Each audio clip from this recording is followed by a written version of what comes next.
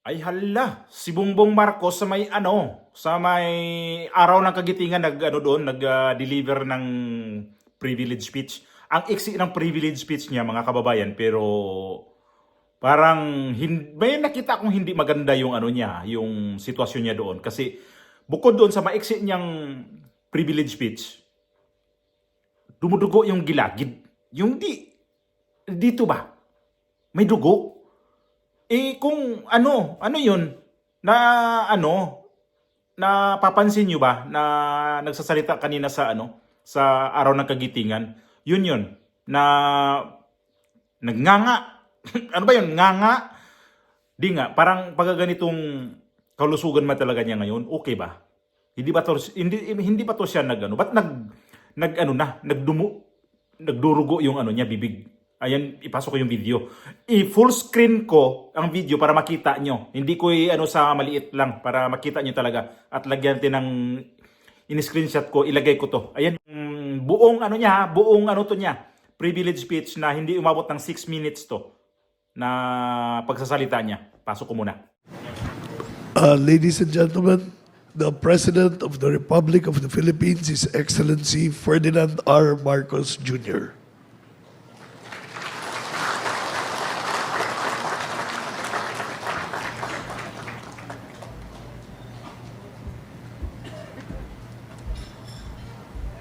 Maraming salamat sa ating Special Assistant, Secretary Anton Lagdameo, ang ating Chief of Staff ng Armed Forces of the Philippines, General Romeo Browner, at ang pinakamahalaga na bisita ngayon natin, ang mga surviving families ng ating mga nasawi na nagseserbisyo para sa kanilang bansa. At sila ay pinusta hanggang sa buhay nila upang ipagtanggol ang ating minamahal na bansa, ang ating ipagtanggol ang ating minamahal na mga kababayan. Ay tamang-tama po ang nangyari po rito dahil nung naghahanda po kami para dito sa paggunita ng Araw ng Kagitingan, ay nasama po sa usapan. At dapat naman, kung tayo ba ay nagbibigay ng dangal sa ating mga nasawi na mga kasama, ay kailangan ang ating pangako sa kanila. At ay lagi natin sinasabi, kahit ano pang mangyari, ang inyong mga pamilya ay aalagaan natin, hindi po namin pababayaan. Kaya't nagtanong po ako at tinatanong ko sa kanila, ito ba mga benepisyo na ating ipinapangako sa mga nagseserbisyo para sa atin? Ito ba ay nabibigay ng tama? Ito ba ay nabibigay ng mabilis? Medyo nalungkot ako dahil ang sagot, hindi pa naibigay. Sabi ko, bakit? Bakit naman na hanggang ngayon na napakatagal na ay hindi pa nila naramdaman yung tulong ng ating pamahalaan?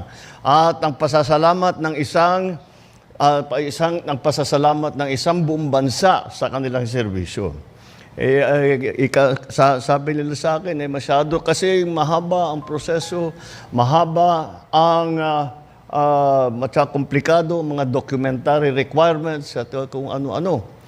Kako hindi siguro tama yan. Dahil bakit naman mahaharang ang ating ibinibigay na tulong sa mga pamilya ng mga nasawi?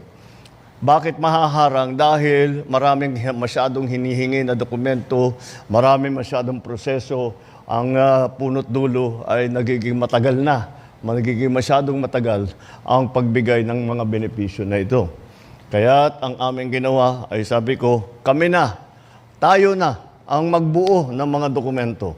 Tayo na ang mag-ayos ng kanilang mga pangangailangan upang maging mas makabuluhan ang ating selebrasyon sa Araw ng Kagitingan, upang mas mabibigyan ng kahulugan ang ating ginagawa ngayong araw na ito. Dapat sa araw na ito, maibigay na natin. Kaya't kayo, mga beneficiaries ng ating mga programa para sa mga pamilya ng mga nasawi, sa habang sila ay nagsiservisyo sa bansa, ay ngayong araw na ito, masasabi ko, maibibigay na namin lahat ng inaantay ninyo na napakatagal. Hindi dapat naging ganito katagal.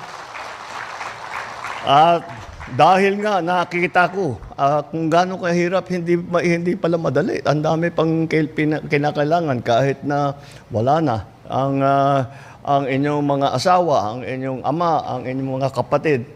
Dahil kahit wala na, ay marami pang kailangan gawin upang matanggap ang benepisyo na galing sa pamahalaan. Ngayon, dahil sa nakita ko, ika ko sa kanila, ayusin na ninyo yan para madali ang proseso. Kung nakita naman, basta't maliwanag na KIA ang isang tao at talagang kayo ang pamilya, bakit ano pang kailangan natin gawin? Kaya sisiplihan po natin para po lahat ng mga dapat tumanggap ng tulong sa ating pamahalaan ay mabibigyan kaagad kapag sila ay namatayan, sila ay naabutan ng malas at napunta sa ganyan ang serbisyo ng kanilang mahal sa buhay. Kaya yan po ang ating ginagawa po ngayong araw.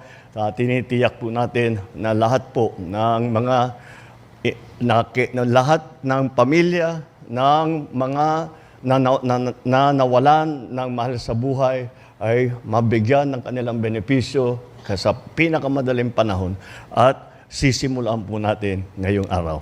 Maraming salamat po at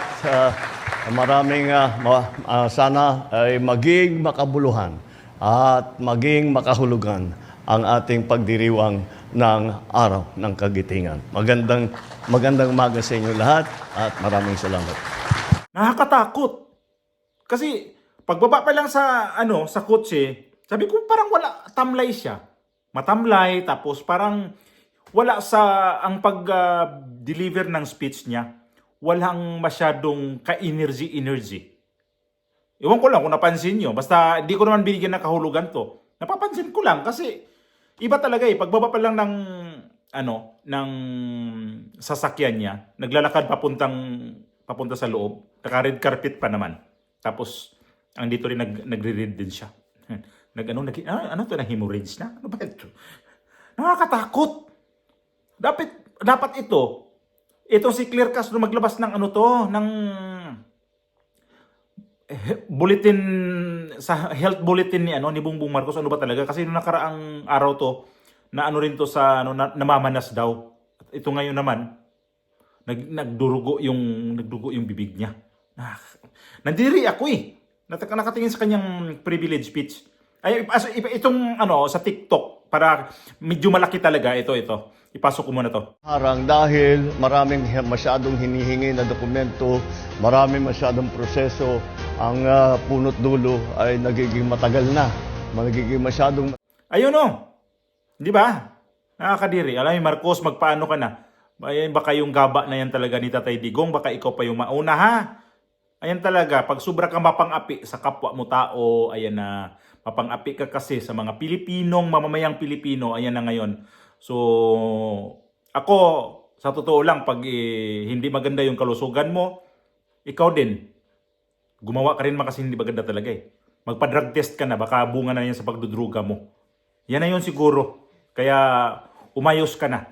Magdasal-dasal ka na kasi yan na yun Hindi maganda yung ginawa mo sa 80 anyos. Yun ang ganti sa iyo ngayon na nagdudugo na yung bibig mo. Kadiri talaga.